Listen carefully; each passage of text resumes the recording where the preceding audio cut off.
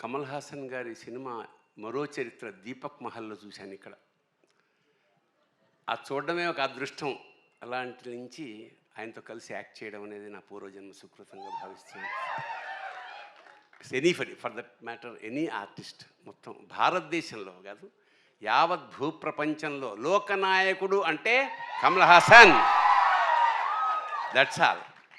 అంటే ఒక క్యారెక్టర్ కోసం ఆయన తీసుకునే శ్రద్ధ, commitment. So he transforms into a character.